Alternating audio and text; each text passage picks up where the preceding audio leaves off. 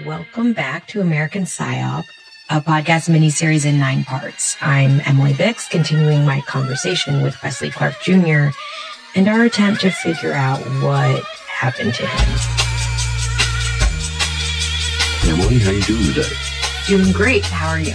Good. I try and go over all the stuff we talked about and it just spins through my mind because I keep wondering, how do I communicate this really complex event that happened? Like, the thing itself only lasted a week, but the build-up and the rundown of it lasted months and years. The whole Standing Rock episode was a week. Just not even. But looking back, you realize there's been years of people and events that are directly connected. Completely. Okay, so last week, Wes, we went through your film career starting in 1996 and how that opened you up to being targeted in operations up through 2015. This week, we're going to start getting into what you think is sort of the big one, the psyop that took over your life in one way or another for almost a year and drove you insane. And, well, it's the reason we're sitting here today. That's right. So far, we've seen how you've been connected to 3 industries: film, political campaigning, and the military, and how they've invited threats, scripters, intelligence ops in their own ways, and how each made you susceptible to being targeted. But the way you got dragged into the big one was through activism, and your activism kind of grew out of your career as a political pundit. Yeah, because I care about things. And the more I think about things or talk about something and I care about it, I'm like, I've got to do something. So how do you think being involved in those fields made you specifically vulnerable? If you're controlling the stories that are going to be talked about, that's what people pay millions of dollars in advertising for. And an activism is easily targetable because it's already infiltrated by state actors, whether informants or FBI, by whatever industry group it'll be affecting. And most activism is geared towards generating press coverage towards a certain subject.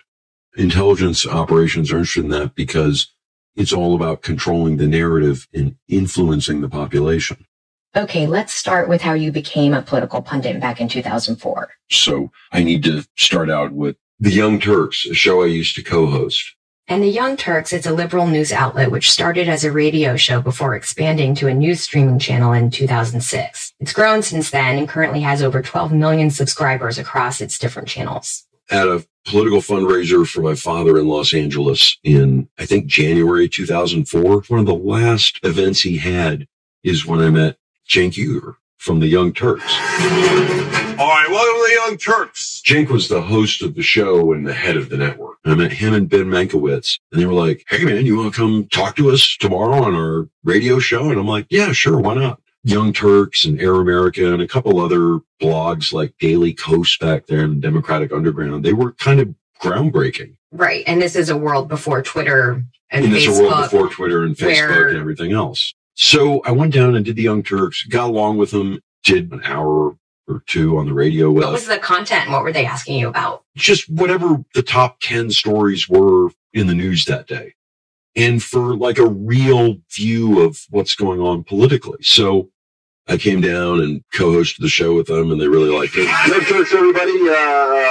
Ben and Wes Clark here today. Wes, thanks as always for my pleasure coming. It's fun. And so when they were traveling or out of town, I would host the show. I mean, Wes, am I misreading it, or does it seem like it's just as simple as just coming out stronger? No, it's not a matter of just coming out strong. It's a matter of coming out in a way that's right. The President of the United States authorized our servicemen to torture people. Period. I've always enjoyed, talking shit about history and politics and geopolitics. And that was a chance to do it. Unfortunately, not the Republicans. Within the Democratic caucus, that provision was defeated and taken out of the bill. What do you think Dick Cheney and George Bush are going to interpret that as? Let's drop bombs. And, I got like 50 or $100 every time I spent 4 hours going to do it. So I was like, this is a great way to make a little bit of side money as I'm writing. And I never understood how popular it was. So for me, sitting down there and doing shows in the aughts and even in like 2010, I was like, Yeah, here we are broadcasting to 2,000 people worldwide. I didn't understand that they were getting millions of viewers. Until when? Oh, till like 2012 or 13. They would just send me an email like, here's the 4 articles we're going to discuss today. So, you'd read an article that was from the New York Times or wherever, and then just come up with, this would be my take on this argument. Are you comfortable with the idea of a President Palin being the 45th president of the United States? They get a crazier person every 4 years to come out and run, someone with less experience and more extreme ideas, and the press is supposed to go, oh yeah, all things are equal. And it was easy because I was a news junkie, and all I'd have to go in and just know off the top of my head kind of the basic history behind stuff, and here's the story we'll be talking about. It's not like real reporting. It's you're simply giving your opinion on a story somebody else wrote. It's important to understand they're not reporters. They hadn't worked as reporters. It was a news show, but it was like, we're going to talk about other people's news that other reporters found and that we may not fully understand, but we're going to try and translate that to our audience. A few days ago, Jake and I were talking about this website called seekingarrangement.com. Okay, the New York Times wrote a really impressive article about it. I read that article. You read that article? Yes, I did. And it was interesting, but it's also led to the world that we live in now, where the journalism is like competing PR agencies trying to push their 6 talking points on whatever the policy issue is. So I'd heard all this at first when I was at Georgetown back in the early 90s. Everybody had the dream back then, like, there was this guy named Peter Jennings. From ABC, this is World News Tonight with Peter Jennings. Good evening. This weekend, it will be 2 years since the Gulf War began with a prolonged air attack designed to soften up a large Iraqi army. Never be like, oh, I want to be like Peter Jennings and travel the world and be a cool dude and like understand what's happening at a big scale. And our teacher goes, you can just put your dreams of being Peter Jennings in the garbage. He said, whatever journalism used to be, it no longer is, and none of you will have real paying jobs in journalism, so just give it up. That was like day one. Why did he say that? They were stripping down all the newsrooms around the country. This all began with the advent of CNN and other full-time 24-hour news services. Then it expanded to partisan cable news. Then it expanded to social media. And so these things don't happen overnight. They happen over decades. To tie that in, so remember my buddy Porter that got me to move out to LA that I went to high school with? He wound up producing Sean Hannity's show and Tucker Carlson's show. And I talked to him and he said, listen, man, we're making 17 times the investment put into the shows. You can't do that doing an actual news show, but you can do that doing an opinion show because facts are expensive to come by because you have to hire reporters.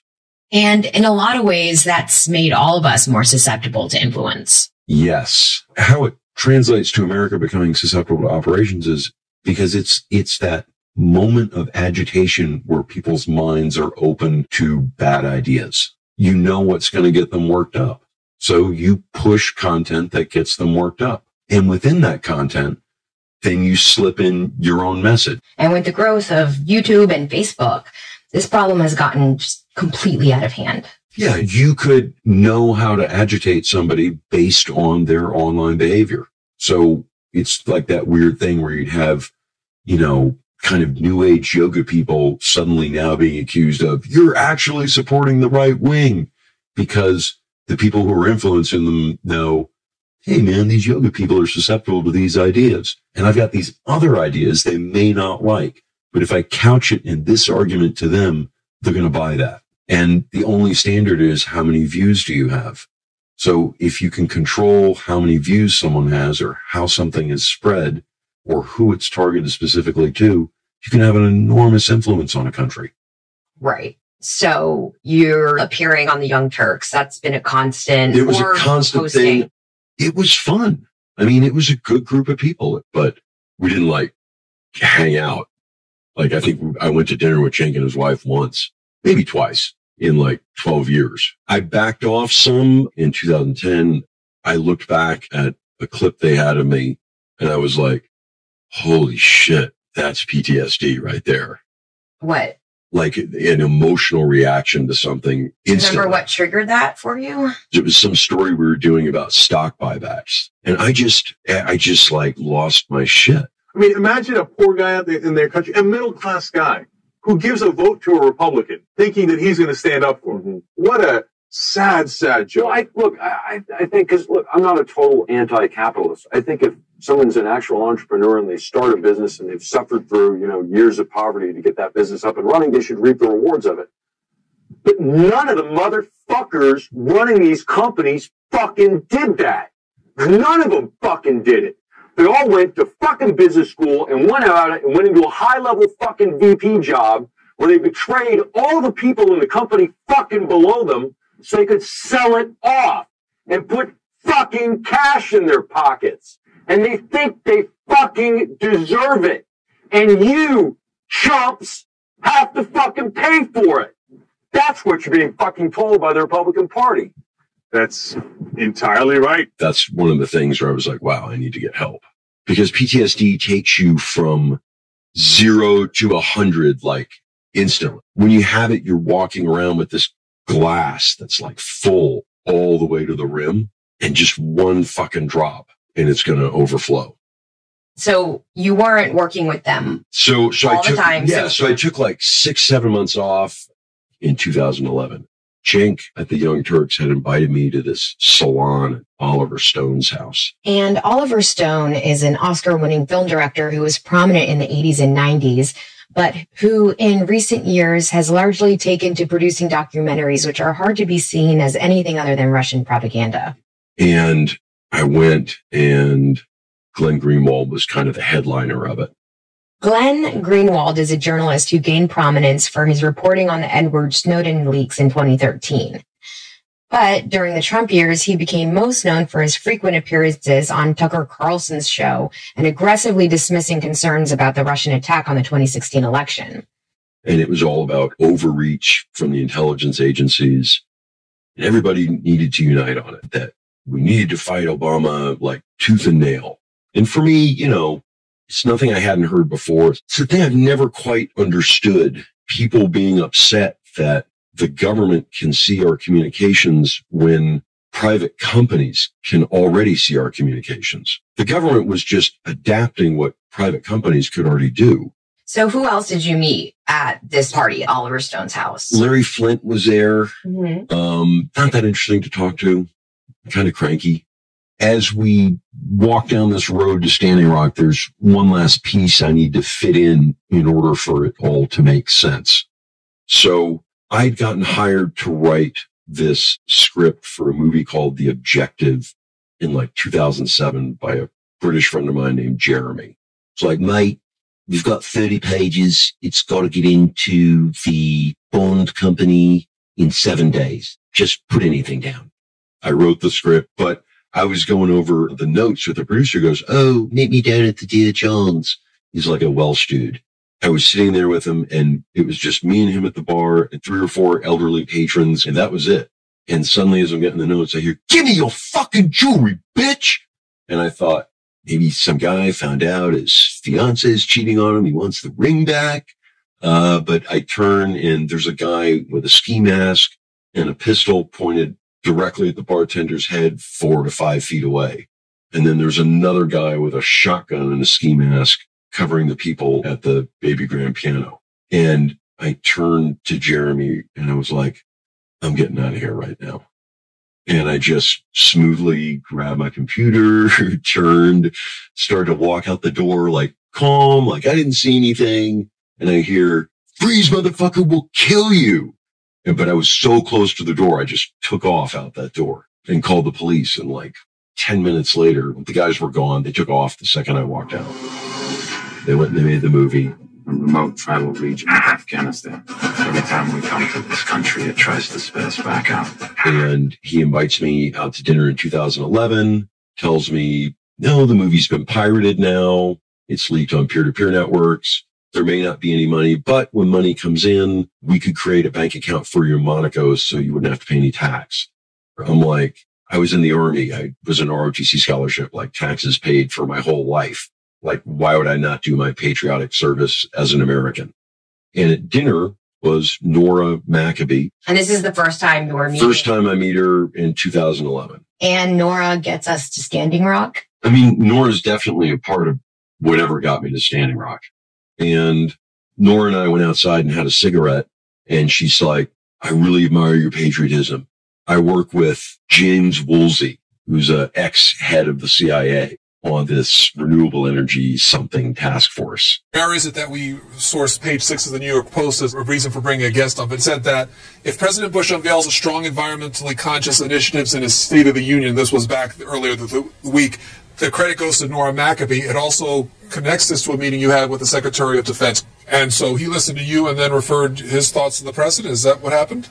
I think anybody who's aware that it was 70 degrees outside yesterday knows what's up, and that we don't need to finance the enemy any longer. What was her job? She was a writer. She'd written Buffalo Soldiers, which was like a movie set in the 1970s about a drug dealer in Germany. But she really liked to talk about geopolitics and intelligence, and was really pushing like these Woolsey connection hard. And it was at the end of the dinner, it was like, okay, we'll keep in touch. But I didn't hear from her for a couple of years. Like everybody, they check in first. What's this person like? Then I saw her again, probably 2014, before Milan called me to go to St. Kitts, and she needed my help working on a script. And she lived in LA. No, she lived in DC. Oh. She was just out here in LA, but she seemed to know like everybody. So it's summer 2016, and Donald Trump's the Republican nominee. I humbly and gratefully accept your nomination for the presidency of the United States. Nobody knows the system better than me, which is why I alone can fix it. It's like at this moment, everything started to come into my life that set me on a course to do a whole lot in 6 months and then spend the next several years wondering what happened. Now, at this time, I'd wanted to do other stuff at Young Turks, and I was like, well, if I'm thinking about going that route, I should probably get on Twitter. So I got on Twitter in 2016, and one of the first people I met was a Young Turks fan who was in human resources and was like, hey, let's meet and talk about your resume and what you're going to do next. I'm like, cool, let's do that. Wait, so he started following you on Twitter, sent you a message. Oh, she. Okay. Sadef. And she was a big Young Turks fan and a contributor to the show. And she was like Turkish herself, like Turkish American.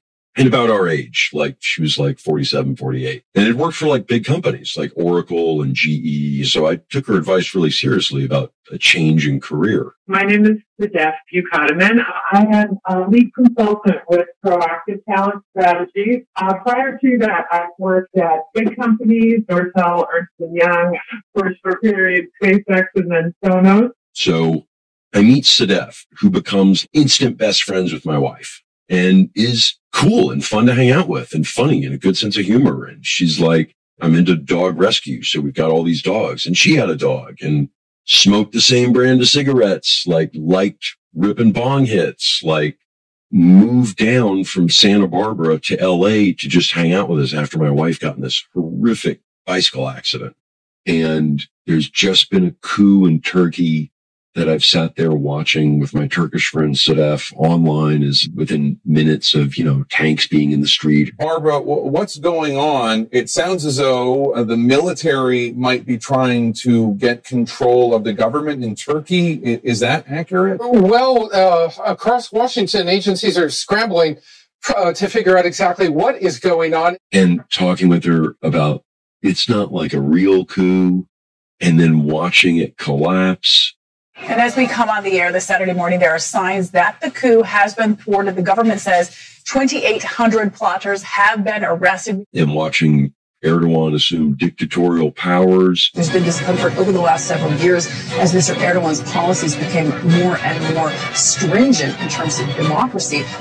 So the big question going forward is how big is this crackdown really going to be? Right now, we've seen about 6,000 people arrested. But if he stops now, the question, of course, is can the democratic process really be restarted here in Turkey? We can certainly see this situation getting very, very dark, very, very fast. And looking at each other and thinking, Donald Trump is going to do this in the United States. Remember my buddy Porter that got me to move out to LA, who moved out to New York and started working for Fox? So he was producing Sean Hannity's show at that point. And I talked to him and I said, dude, what are you doing?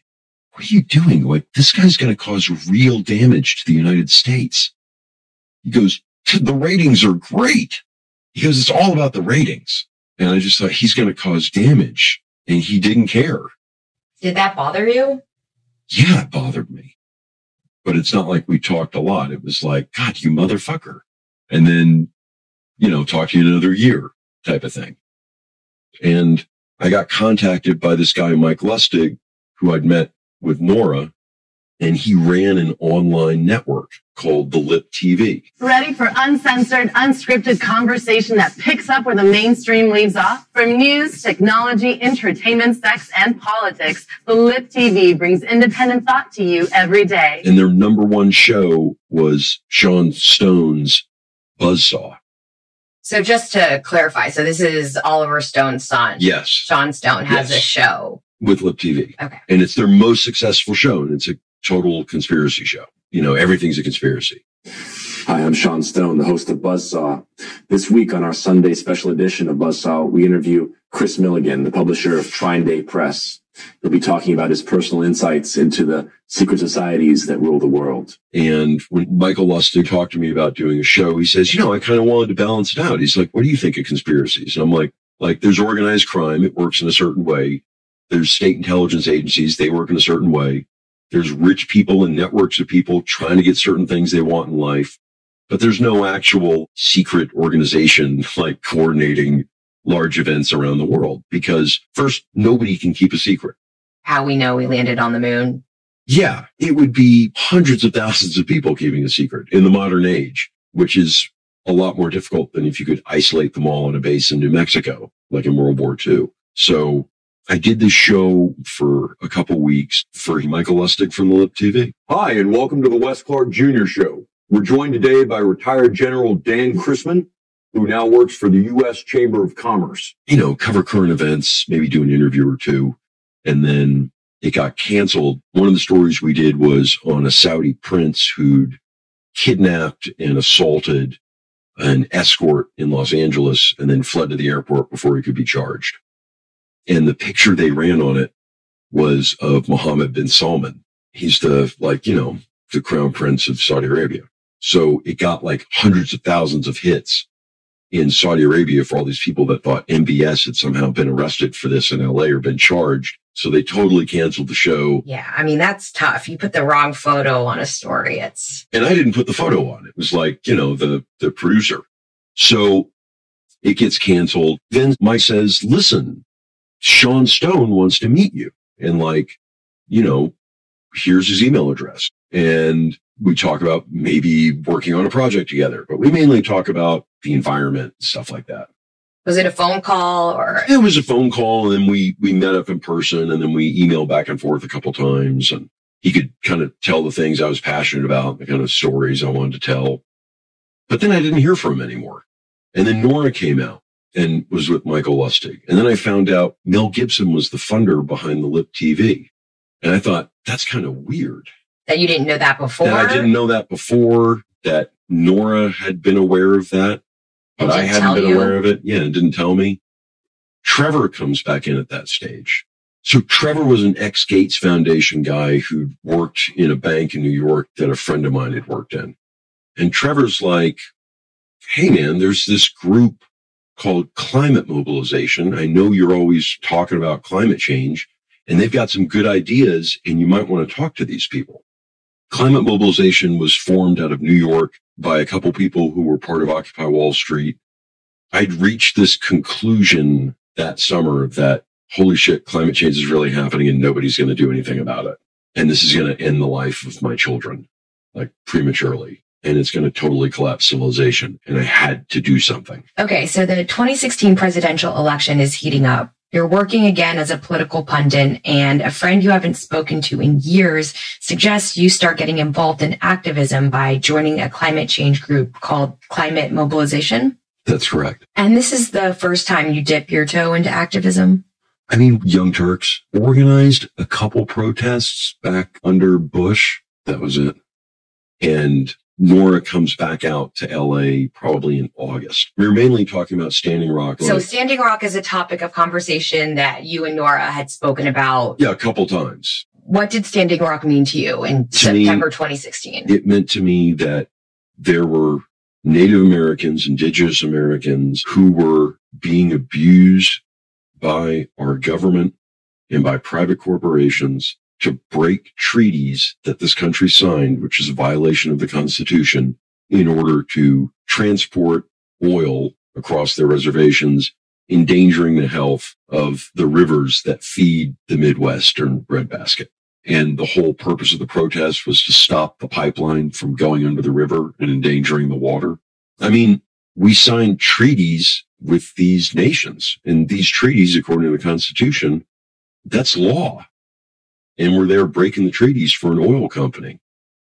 And this was a well-known issue. In summer of 2016, it was a well-known issue. It was the number one environmental protest going on.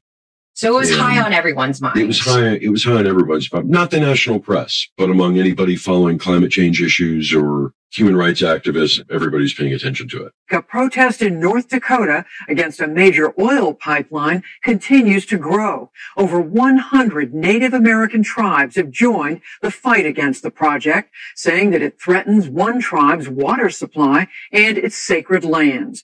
The pipeline's original path crossed the Missouri River just north of Bismarck, a city that is 90% white. But when concerns were raised about a potential oil spill there, the pipeline was rerouted south to go under the river right next to the Standing Rock Reservation. The Missouri River is the reservation's primary source of drinking water. The tribe says a spill there could be catastrophic for them. And a couple weeks later, this is September 2016, Nora calls me and she's like, I've got this guy who really wants to meet you. Will you take the phone call? I'm like, yeah, of course. Like, I will literally talk to anybody. Do you get a name? Yeah, his name's James Martinez, and he's some friend of hers and wanted to talk to me. About? Standing Rock. Tonight, my guest is James Martinez. James is the world's first radio talk show host to uncover the real truth about banking. He began his education on the board of advisors of the Freedom of Thought Foundation with such luminaries as Walter Bulwark, author of Operation Mind Control. Hey, thanks very much for having me. What I've done quietly for many, many years on the radio is create a broadcast scenario so that could be kind of like the defragmentation process. Individuals bathing in the electrical environment, understanding what's happening to them, understanding the money situation, understanding the new circumstances that we've arrived at as a planet and as a species. So he calls me up. James Martinez calls me up. He's like, Russell Means wants you to save the Lakota, man. And I'm like, Russell Means was an American activist and an actor who died a few years earlier. But he was like, I'm great friends with Russell Means and I'm connected to all the people out at Standing Rock. And we need to get like you and your dad out there to protect the Lakota. But he's telling you a dead person and he's working with. Well, no, he's telling me that person's spirit moved him to call me. Wait, so just to clarify that, this guy calls, you accept his phone call. I accept his phone call. Because Nora said he would like to talk to you. This guy wants to talk to me about Standing Rock. And he says the spirit of Russell was like, you need to talk to us. Yes. So you take it with a grain of salt? I take everything with a grain of salt. But at the same time, I don't ridicule people's ideas when they present them to me. Sure. Because everybody sees the world through a different lens. You know, he's like, I've been connected to the tribe for like 10 years and people in the tribe. And there's a whole like subculture of white people who like to play pretendian. And then there's some people who are activists. And I couldn't tell which kind of subset James Martinez fell into. But I'm like, yeah, I'll help. I'll talk to somebody. So he's connected to some of the female elders that are in the protest. How long has the protest been going on? Months. Okay. By this point. So he calls me as I'm driving my kids home from school. He's like, hey, I got Phyllis on the line. Phyllis is one of the leaders of the protest. And I struggled all my life. I lived on the river and I detest the acts of war that were committed on our people and that we have to be criminalized to make our struggle And I talked to Phyllis Young. She calls me. She's like in her 70s. Like she was one of the original AIM, the American Indian Movement folks in the early 70s who, you know, took actions. Got it. So this is the whole movement that, you know, Russell Means had promoted, but also a lot of people went to jail for. And she's talking to me, and they'd just been assaulted by like dogs and mercenaries and beaten and gassed on their own land. Even though the pipeline is just off their reservation, it still runs right through areas they say are sacred ancestral grounds. 10 days ago, the tribe submitted evidence of newly discovered artifacts and burial sites, asking a state court for an emergency injunction. But before the court could make a decision, bulldozers started digging in that area. Protesters broke through a fence to try to stop them. They were met with pepper spray and guard dogs. And I can hear fear in her voice. And it brought me back to like a place where I was a kid in church hearing like, are you your brother's keeper? Like, what have you done for the least of my children type of thing from the Bible? It's like a light switch went off in my head. You know, I told you I hadn't really been religious at all. And I suddenly became like that instant, like the reverse of a chill went through me. Was it her voice? Was it? It was the fear in her voice. And I thought, I'm going to help these people no matter what. Because I've heard fear in an old woman's voice. So after getting involved with activism, with climate mobilization, this guy, James Martinez, pulls you into another movement, Standing Rock, which also has a climate change component. And you've just become deeply emotionally involved after talking to Phyllis, one of the leaders of the protest. That's right. She's like, get your dad to help us. Like, we need people to come out here. We need Why do they vets to want help your us. dad? Because when he ran for president, he spoke in favor of sovereignty rights for tribes, and she wanted him involved. And I called my dad about Standing Rock, and he was like, nope, not getting involved. He's like, you can get involved. I'm not getting involved. Why do you think he said that? He's super cautious about everything. He goes, do what you're going to do. You know, I can't stop you, but I'm not going to be a part of it. And I spent the next month talking to every person I knew who could do something about it. Like all your political connections. All my political connections, all my press connections, all my diplomatic connections, all my legal connections. I mean, I literally had a dude I was in ROTC with who was a lawyer for the Corps of Engineers who dealt with tribal issues. And every person was like, how much am I getting paid up front? So nobody would do anything. And it was just getting increasingly frustrating. But James would come over almost every day and sit there as I tried to call people. And James is the guy that came at me through Nora, the guy who brought me into Standing Rock. I'd talk to Phyllis maybe like once a week or once every 2 weeks. And the updates were always worse and worse and worse.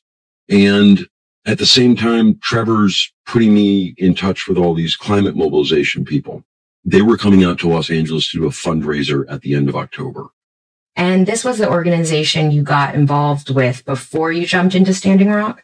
Correct. And we're going to have the fundraiser at Trevor's house. And the night before, they're like, well, why don't you go out to dinner with this group that's going to be there called Nexus. And Nexus is like a club for inherited wealth, international. All these people whose parents are worth like billions of dollars. I go to this Nexus dinner. I knew from meeting all these super rich people since my dad had run for president, they have the mistaken belief that their money will shelter them from change. By then, there had already been multiple published articles that people like Peter Thiel have bought compounds in New Zealand, bunkers that they would somehow ride out climate change in. And Peter Thiel is big Trump supporter, part of the kind of PayPal mafia, big venture capitalist in Northern California, tied to a lot of hard right Republican policies. And my message is specifically, no matter how much money you have, you will not escape this. Nobody's going to be able to survive this, no matter what kind of bunker they have. And a lot of these Nexus members had heard what I said, and they understood that. They were like, yeah, we absolutely need to do some of these things. So I was like, cool, let's work together. And then we did the fundraiser at the end of October at Trevor's house for climate mobilization. And I came home and it was All Souls Day. I think it was November 1st. Trump hasn't been elected yet. I foresee horrible things if he was elected. I mean, everybody could. And got another call from Phyllis, and James Martinez had come by again. And Phyllis is like, I don't care if your dad's not going to do it. I don't care if any press covers, like, get veterans out here. You yourself, we need it. And I told my wife, I'm like, I have to do something. I have to go out there to Standing Rock. I've got to get people out there with me. And I checked my calendar because I had a pretty crazy custody schedule with my kids. And I found like a 6-day window that I didn't have custody at the beginning of December. And so I'm like, I want to go out there at the beginning of December. Are you cool with me doing that? My wife is like, sure, absolutely. And I called Mike Wood because I'd met him a couple weeks before, and he seemed really into activism and seemed to recognize the environmental threat. And how did you meet him? I met him at the Young Turks co-hosting. Michael A. Wood Jr., former Baltimore Police Department officer, and a guy who's been speaking out about the culture of policing in this country and has some really interesting things to say. The only person that was surprised by what I said was everybody that doesn't live in the hood. Mm-hmm. Everybody that lives in the hood just went, oh, look, a cop admitted it. And I didn't know the first thing about activism at all. So I figured, dude, I need this guy who at least knows something about it because I know zero. We set up a veteran stand for Standing Rock, which was going to be an NGO that would cover taking care of people while we were out there protesting. Organizationally, we didn't really know what we were going to do. We kind of wanted to organize it like a battalion so that you'd have a staff that would come up with everything from personnel issues to medical to supplies and keep track of everyone to make sure they're safe out there. And then Michael Wood put the charity paperwork together, like he put the bank paperwork together and the GoFundMe paperwork stuff. So that whole side of it was completely him. I was just trying to coordinate all the actual stuff we'd be doing when we were out there. And I put a call out on Twitter for people to join us. To get veterans to join you at Standing Rock in North Dakota? That's right. And like, you know, after a couple of days, I think we had like 8 people. And I'd never met any of those 8 people. I called everyone I'd been in ROTC with, all my friends that I was lieutenants with. Some were like, climate change isn't real. And the others were like, I'm not doing that. So the 8 people me and 8 strangers that responded, they're like, I'll meet you there. Yeah. They're like, I'll meet you there. We'll be there that day. I just put out like when it would happen and said we'd follow up with an operations order at some point. So then my dad came out to LA. And then once I was like, I'm physically going, he was like, do not go. He's like, your life is in danger if you get involved with this. If you go up against oil companies, they'll totally destroy you. But if you look at the entire history of the oil industry in the United States, they overthrow governments. They pay for repressive regimes, and they've built up a world of religious ideologues who are going to try and blame the end of the world on gay sex or something, instead of putting it where it is, which is oil companies putting carbon into the atmosphere and preventing any other solution to the problem. They were told by their scientists as early as the 1950s, but they certainly accepted it as fact by the 1970s of when the world climate was going to get bad from the use of fossil fuels. They knew that it was going to happen in the 2020s.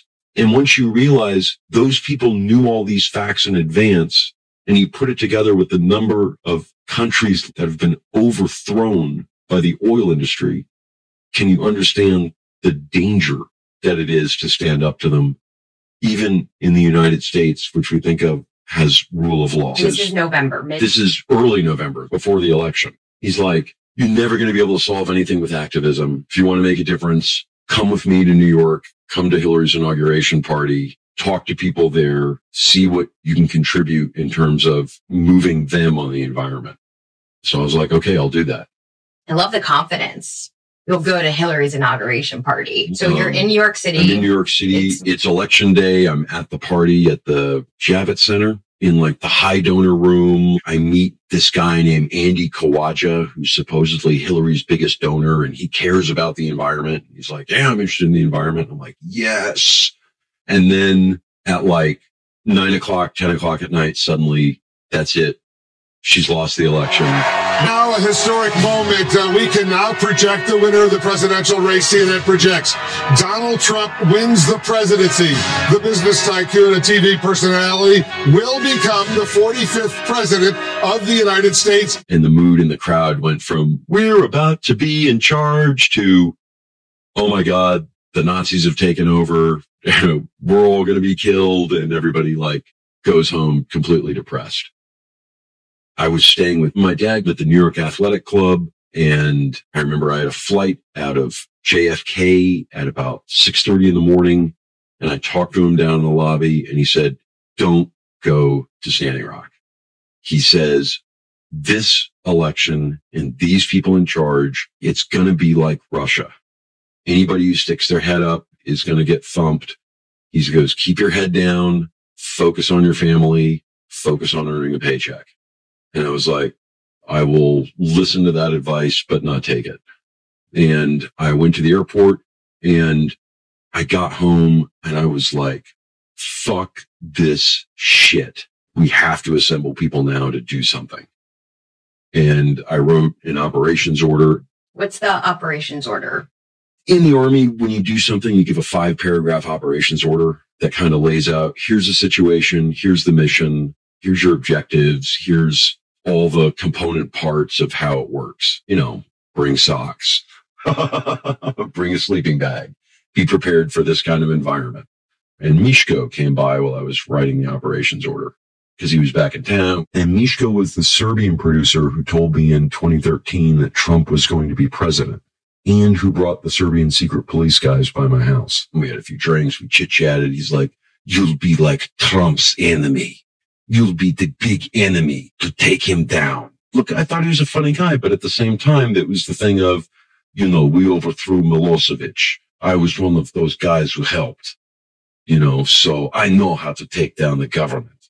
And putting out that operations order suddenly galvanized it from being 15 people that were going to hundreds of people started to sign up.